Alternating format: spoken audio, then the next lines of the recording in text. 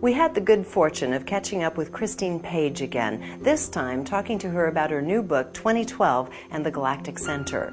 With all of the different interpretations of what this date means, Christine emphasizes that 2012 is a time for the release of aspects of our lives that no longer serve us.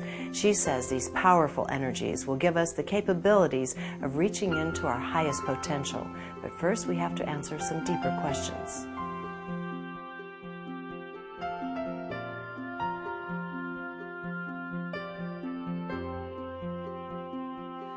Thank you for coming back again, Christine. I really appreciate it. The book that you've written, the newest one I was reading recently, really, you brought up so many salient points, so many areas of consideration that we can barely scratch the surface. But really, one of my favorite parts of the book is in the very beginning when you're talking about something, if a person's not paying attention, they won't understand, is a dream, but a really, truly, deeply profound dream in which you were the transmission of a lot of information, right? Mm-hmm. That's right. And there was one toward the beginning of it. Can I just go ahead and read this one little sentence, and then we'll launch into conversation? He was saying to you, many fail to appreciate the realm of possibilities readily available to them, preferring to live within the illusory state of security offered by the familiar experience, and it went on from there. Yes. And this is really critical to the time we're entering. Can you talk about that from your perception after you were given the information? So I'm going to launch a little bit into 2012, which I think is very much why we're here, the book, The 2012 and the Galactic Center. And as we're going through this time, the alignment that's happening between the Sun and the Galactic Center, which is so close, the closer alignment that we've had for 26,000 years, it's as if all the veils between the dimensions are just dissolving. And we know that not only is time speeding up, but it's also dissolving. So we are getting to a place where there is only now, and people have, of course, have spoken about that. But that space is very difficult for any of us to hang on to. We're so familiar with our past and our future, and here we sit in the middle of it. Yeah. And that's the illusion. And for the Incas, I remember Alberto Velado saying, the Incas can't understand why people would want to make time linear. They believe they stand in the middle and time exists around them. Mm-hmm. And I very much go along with that belief of us being in the center, and all what we call past lives or even future lives are just different petals of my flower. Yes. But for us to go there, it takes that mindset to say, if you didn't have to be driven by your past or worry about your future, what would you do today? Mm-hmm. And that's... What do you mean? I have choice to do something with that. So our familiar journey is to go back to, I am doing this because of the past and because I'm setting something up for the future. Right. So as we are dissolving, those paradigms are shifting at such a rate that we're seeing instant karma. We're seeing even more than instant, things are happening for us to change the past. So it's not just a present, but what we see of this new world that's coming in, that the Maya talk about starting on the 21st of December 2012, what they call the fifth world, it's a world where there's going to be fusion of polarities, where all is going to be accepted, which means we can no longer separate ourselves between me and you. I am going to feel the effect of my actions on you immediately. Mm-hmm. And not from a place of guilt, but of a case of, wow, if I do that to you, it affects me. Yes. So that familiarity is been our separation. Yes, and now we're coming to a place of this unified part of the passage. Exactly. That most people will find comfort still, in spite of the opportunity, in the familiar. And in the field of separation. Yes. Separation between them and somebody else, or them and their God, and them. We have, I think the last 2,000 years of the Piscean Age have been probably the most separative worlds that we've ever had. Mm-hmm. And we've projected our stuff out on the world, mm-hmm. and then gone to war against it. And when you talk about 2012, you're not talking about that particular date. But again, as you were told in this beautiful experience, this is a period that lasts almost 40 years, 36 mm-hmm. years as I recall, right? That's right, that's right. And it started in the 1980s. Yes. And it culminates in the 2020s. Yes. And we're somewhere along there. We're more toward the latter half. Yes. And indeed, I think if almost anybody looks back at the last 20 years, you can see changes of every kind in every way. Nonetheless, we tend to hold on to our version of that, as though we're hanging on for dear life. But let's talk about what was meant. What started happening in the 1980s that you observed? So from an astronomical point of view, what we feel is the sun started its passage across the front of the galaxy. And according to the Maya, and we can see it ourselves, if you look up on a really clear night where there's no other lights around, you get the opportunity to see the dark rift, and that's interstellar dust, and it looks like a road, so they called it the Black Road. And the Mayas see that Black Road as heading straight into the galactic center, and that we are heading along that Black Road. We've been on it now, certainly, since the 1980s. For many cultures, they see the Milky Way as the Great Mother, and so they see that Black Road as her vagina. So we are heading in. Or if you want to see it as the mouth of the Great Serpent, the same idea, you're being swallowed by the Great Serpent or the Great Jaguar. And from that period of the 1980s, and I have to say there's some variability, but we all know that there was the harmonic convergence in 1987, where it was said that 144,000 light beings woke up. And people after that said, is it me, is it me? Right. And of course, well, it was none of it got some notions going. It did. Everybody wanted it to be me. And to me, it was much more that the 12 chakras woke up and the 12 bodies of the 12 chakras woke up, creating 144 light beings. So we went from a 7 dimension to a 12 dimension. And we have all been expanding to that 12th dimension ever since. And I think that what we then see is the speeding up taking place at the rate of the golden mean. So everything gets divided by 0.618. So the speeding up hasn't just been yearly, as we're all saying. No, it's exponential. Boom, boom, boom. Yeah, it's exponential. Right. I'm always saying you shouldn't have thrown your Christmas tree out because you'll need it tomorrow. Don't get rid of anything. And what I feel that 2012 represents is this birth of this new world, according to the Maya. But it's like the dark moon. The day that we see the last slither of the old moon, we then have this period of darkness when we don't see a moon. And to me, that birth is happening in the middle of that dark moon. As represented by the 3 nights of darkness. There we go. Yes. And then a day and a half later, you start to see the new moon. So 3 days of darkness. And of course, we're here now in Easter. We're talking about this. This is the same period of time. Except that Easter was put at the wrong place. It should have been at a new moon and not a full moon. Another story. But we should be at this moment in time. On the calendar, it's Good Friday today. Yes, it is Good Friday today. And indeed, it's been good. Just been switched Christianity-wise to the wrong end. But it is good, and this will be similar to 2012, that it's the birth of a new. So it's going from death to rebirth, which is what all of this was about. And yet, humanity isn't really quite prepared to take on the death part of it. No, I've spoken to a lot of people who say, I do transformation. I say, so you're into death? They say, no, I don't do death. I just do breath, new birth. And it feels like they just want to go, caterpillar, butterfly. They don't want to do the cocoon. And the cocoon is essential. I mean, we all know that. You have to break down the structure in order to create a new. And I'm watching that happening as this alignment that we've been also watching, which is Pluto going into Capricorn. And that happened beginning of last year, which is 2008, October. And then back again in October of 2008. And it's going to go on to 2023, where Pluto, the planet of transformation, death and rebirth, is going through Capricorn, the sign of structure and rules and beliefs.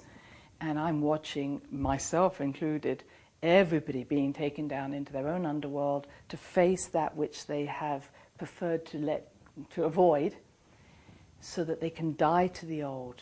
So we're having to die to the old to go into this underworld to meet ourselves so that we can be reborn. So what happens when you decide, I don't want to do that, I don't want pain, I don't want inconvenience, so I will continue to do the things I like doing. I'm going to maybe dance or take drugs or go out and drink cocktails with my friends or whatnot. What happens then? What are you seeing happen? Have you met Pluto recently?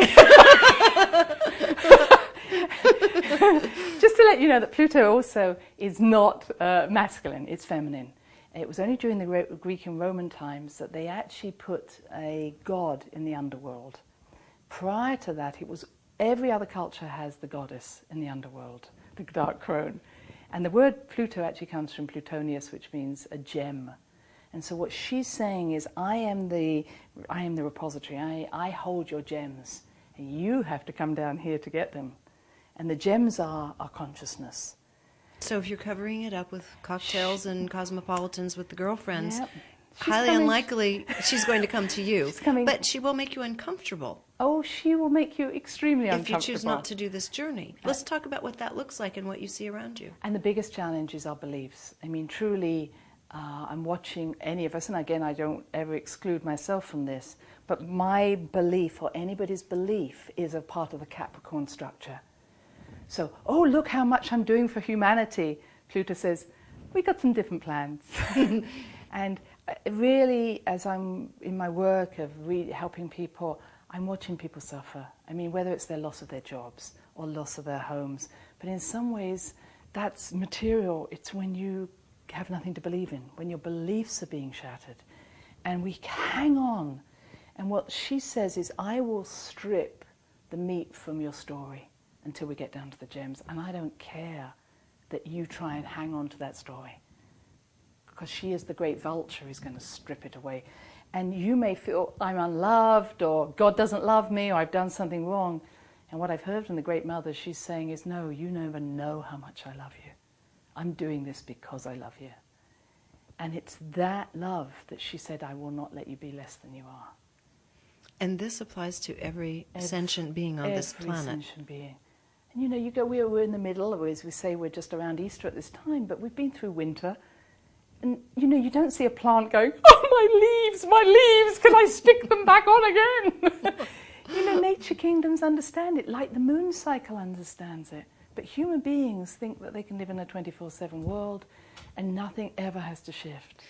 But what really has to be in place is a clearer understanding of what lies on the other side. Yes. And that's what's missing from the stories. Yes. Because so far we have very limited ideas of what death brings into a life. Yes. Historically. Yes. We're looking at a finality in a lot of cases, dust to dust. Absolutely. Okay, we're looking at a fairy tale in others. Yes. And so without the grounding of understanding what's possible by reaching down into ourselves, isn't it hard to have the motivation to go through the pain, the introspection necessary? I would agree. I'm just feeling about my own, the people who have died in my life. I've had a lot of deaths in my life. And I just know I would not be where I am now, consciously, had it not been for those people dying. Now, did I miss them? Absolutely. Did I grieve? Absolutely. But the fact is, for instance, when my father died when I was relatively young, you know, if he had stayed alive, I would not have had the courage to step out as I did. Had my mother not died when she chose to, I would not be here in America. Now, I see that again from my own psychic abilities, working with people, that many a time we would not be where we were now had it not been for a situation. And of course, having worked with medicine now for 20 or 30 years, people would tell me, that illness took me into a new place. Our challenge is grief, but grief is a healthy way of dissolving the old story in order for us to experience a new one. And we need to go through grief. And I feel that people talk about the planetary changes, for instance, like floods and earthquakes and volcanoes, but they're all the qualities of grief, water, fire, earth. We need to go through those in order to actually move into another space. So no, I'm not going to promise anybody that there's going to be a better world, but there's nobody who would be listening who would not be thinking, yeah, that situation, however hard it was at that time, took me to a place that I wouldn't have gone otherwise. Let's talk about mythology, because there have been poems and legends and music and glyphs of all sorts from times past when we went through these epoch periods of history for us today to look at and to gather some wisdom from. And a lot of these myths, as you say, until relatively recently, were definitely matriarchally centered. Right? Patriarchy. Matriarchy. Yes, until the goddess. Yes, yeah, until the patriarchy started coming in. Absolutely. So, can you talk about some of what's been left behind for us in our understanding? Because this book is very oriented toward understanding the dark goddess. Even you mean the elements of the feminine that have a destructive element to it. Can you talk? Let's begin that part of the conversation because it's a big part of the book. Okay, maybe not necessarily going to the destructive right away. Yeah, no, that's okay. Just the triple goddess. Yes, just starting with you know, I want to say that the balance between the male and female has to now be, there needs to be a sacred marriage. And the way I see it is that the male has his journey, what we call the hero's journey, but he always does that through the vehicle of the feminine. Mm-hmm. And he cannot journey through this period of transformation without the feminine. If you think of it, birth has always been a quality of the feminine, as has death. Every woman has experienced menses and gone through cycles of birth and death, which she understands that it's more difficult for my masculine side to understand. Mm-hmm. So my masculine loves journeying, doing things, but it's the feminine now that has to come into play for us to go through this tremendous time of transformation. And there are the three qualities of the triple goddess. The Great Mother, why we relate to her is again because the Maya believe that the Milky Way is the Great Mother, and that we are facing at the moment the heart of the Great Mother, which is the center. So it's really saying we need to get to the heart of her, and we do it through her three faces. The first face is the Virgin, the second the Mother, and the third the Crone. And the Virgin is the part which we would call a creative part of us. And I like to think of her as our intuition. She often will come through. Her significance was in Athena, who is, many people know. But Athena was actually a much older goddess called Pallas Athena. And Pallas Athena, like all the great goddesses, always arose from out of the waters. But the story goes that when she went into the patriarchy, she realized that intuition, which is what she carries from the heart, would not survive.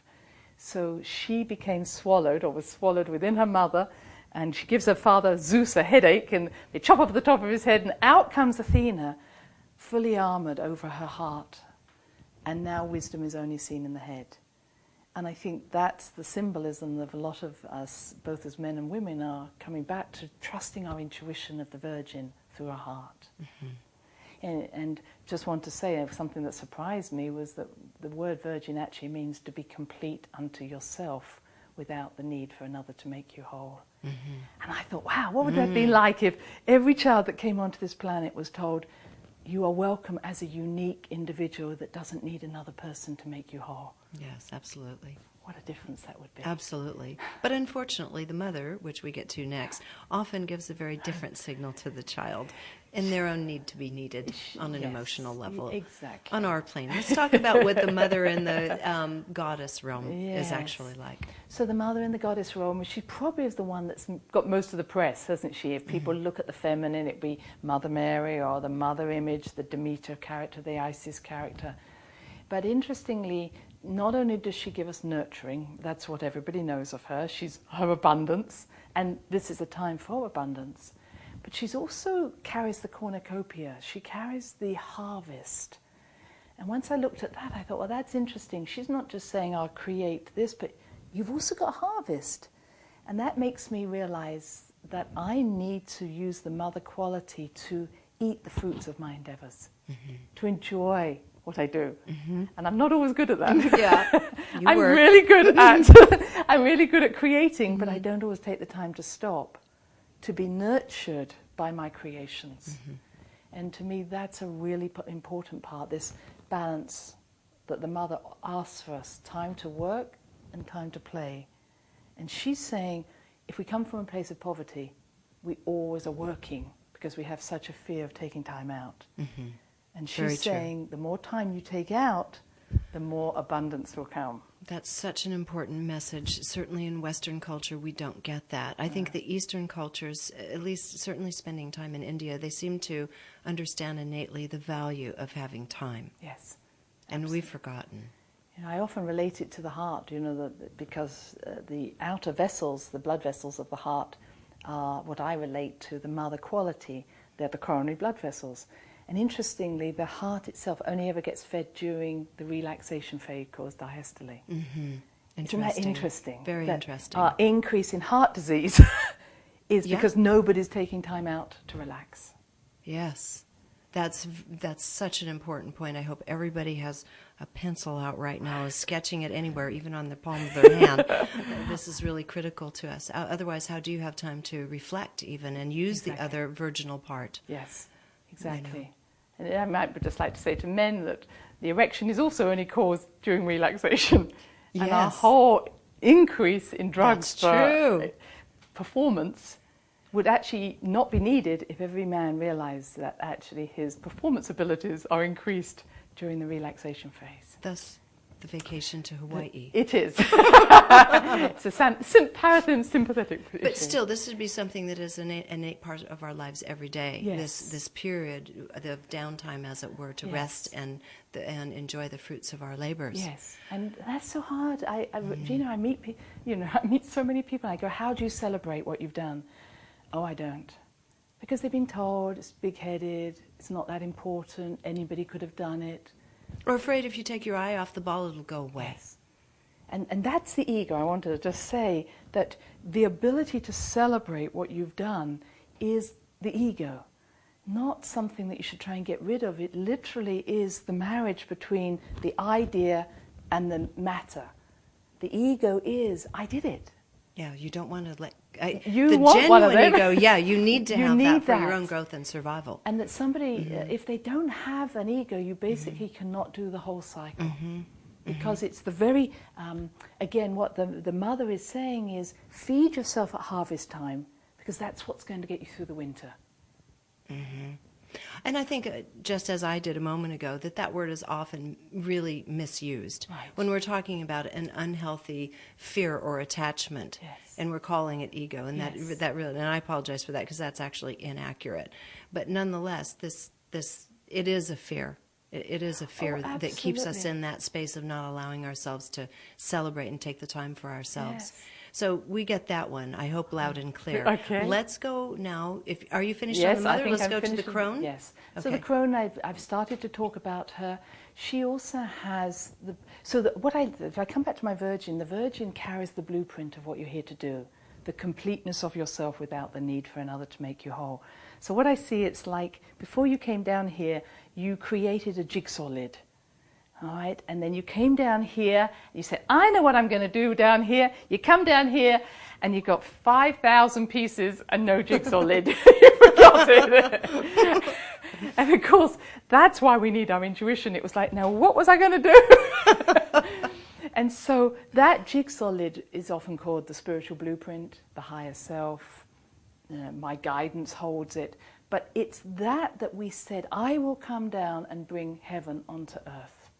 I will manifest it. And the only way we know what we're here for is through what we call intuition, inner guidance, inner voice, inner wisdom, whatever. But it's the Virgin will be there tapping you on your shoulder and saying, I don't think those two bits go together. And we go, yes, they do. I can force them. We all know what that We all feels know like. and then we even build a whole story around it. That's right. Of why we had to do it that way. And everybody else is going, are you sure? And we go, yes. They could have fit. And I always think it's like I was a knitter. I was a really bad knitter, but I was a knitter. And if you did knit and you'd finished, and then you saw this hole, because you knew you'd dropped that stitch way back. And it takes courage. It takes courage to take it off the needle and take it all the way back to pick up that stitch. That's a good analogy. And that to me is what we're doing. So when you speak about, let's just stay on a superficial level, we're just wanting to say it's all fine. It's that everybody knows, and we know that we dropped that stitch.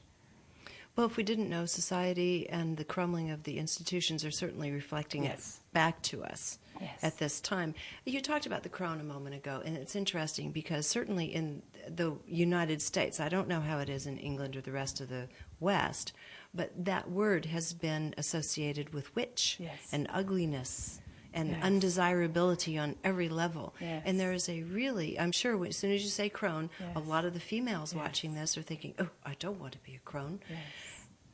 What is the mythology that happened there? She does think of Kali, of course, who is having sex as she eats the entrails of her husband. So there is... They do have a bad press. They need different PR people. There is a less attractive side to it, is what you're saying. She is about destruction. She is about destruction, and that is what people are so scared of. But she is also the out-breath. I see people saying, I just do in-breaths, because she is related to expiration, death, out-breath. When you say that, even, this is a little story, but every now and then I have to give myself an injection of cortisol because I have this issue. And I'm in a weakened state, very weakened when I have to do that. And I had put all of my paraphernalia for this into a lunchbox. Never really, I don't know why I never looked at the imagery. It was an image of Kali on it. And when it came time to use it, it really took me down into a very worsened state. I eventually slathered another picture over it. Should have just thrown the lunchbox out. But it was interesting because of that subconscious programming that it was actually taking me closer to a state of death, quite literally. Exactly. Just to see the imagery and know what Kali is. Yes, exactly. And we're afraid of that. We are, and as I said, it's so ridiculous because we do it 18 times a minute. We breathe out, we die. But in cultures that have failed to understand the success, for instance, we tend to wear black, other cultures wear white at death. The understanding that this is a new birth, the understanding of the movement, and of course a lot of that has been because people have changed their story about whether there are other lives. Yes, this is a big component of it. Yeah. Do you care to talk about that? Because you really have done a lot of work personally, but you've come to understand the wheel of our complicity in the portrait of what we actually are at this time. With the parts that we want to disown are often the parts of ourselves that we may have experienced before, for example. And I think I speak to those who have no belief in past lives, and I bless you and love you for it. But I've worked too long now, either as a doctor or even in psychology, and thinking, how can you make sense of this from the life that this person has led? And I feel that there's been some bad management where they have taken something that was very small to make it big in order to fit this story when you can't fit it to this story. Right. So I say, I don't mind if people don't believe in other lives and there's only one, but frankly it's hard to explain an awful lot. And I think we do harm by not explaining that. I don't mind if we call it past and future lives. Again, I think we have as many future lives, or if we wanted to see them as all lives in one, around the center would be another way of looking at that. But the way I'm going to take it right out and just saying is, I believe here we are as highly evolved eternal beings, making a choice to be in this particular life, this most amazing life of 26,000 years.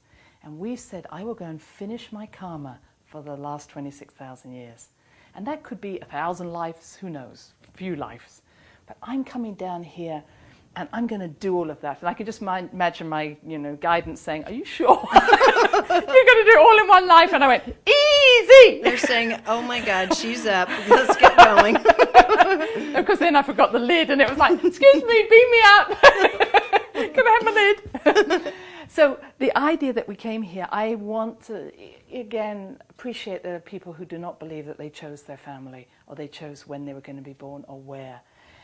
If you don't, God bless you for that, I'm saying is I don't think anybody ever made a mistake by the choices they made. I would agree with that. Because if you're coming from a highly evolved place, you could not have made a mistake. Therefore, I don't even think you could make a mistake about getting ill. I think you don't have some mistake that says, wow, how did I get ill? You chose a path. Coming from that, what we do is that we said, I will bring my blueprint down onto earth and I will create a world based on my blueprint. And what we do is we create something, we go, that's mine! We celebrate it and we love it. We go, I did that. And we own it. And then we go, who on earth did that? I didn't do that. I didn't do that. Children learn that very early. It wasn't my fault. So we pick and choose which parts of our creation that we will own, take ownership of. The problem is that we now have bits of ourselves out in the ethers, out in the stories, and we aren't taking ownership. So this life is a life for owning all the parts that become separated. Because if we don't, this is part of my light. So if I don't take ownership of that piece of my light, I can never be a fully enlightened being. And to me, that's every wise person, every master took ownership of their pieces. Mm-hmm. And I see darkness not as something that's negative. I say it's that part of you that's still hidden to you. Mm-hmm. That what Jung really meant was that part of me still in the shadows. What's happening now is that those pieces, if we don't own them, they own us. So then people tell me stories like, wow, these things happen to me. Why do they keep happening? And I can see that they're trying to get your attention. And what we tend to want to do is just, you know, move them away. And we go, wow, it's happening a lot. It's like, yeah, they're really trying to get your attention. Mm-hmm. And the reason we don't want to own them is usually a shame, a fear for our own power. And unless... Fear of change. Fear of change. Mm. And unless we own them, we can never be whole. And what there's happening at the moment, they are coming at us now. They are showing up, either as in reflections from other people, or through, I have to say, illness, or through our own unconscious. We're dreaming about them. You know, I have dreams of people chasing me. It's like, yeah, that's part of you, trying to catch you. And even in people who perhaps have always wanted to see only the good in people or the light, wherever we have judgment of somebody else, it's a part of us awaiting integration. Mm-hmm. So that when I might make a statement of saying, well, I'm a good person, you're really referring that there's somebody else out there that's not. Once we make that separation, we're talking about a part of ourselves we don't want to own.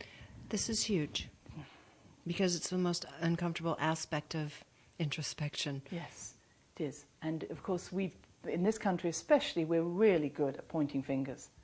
You know, those people over there are the evil ones, we're the good guys. Right. That is what's going to have to stop. Because collectively, we have created all of it. Yes, and anything that we judge in another person, we are seeing ourselves. So if I have an emotional reaction to anything or anybody, it's a part of me awaiting integration.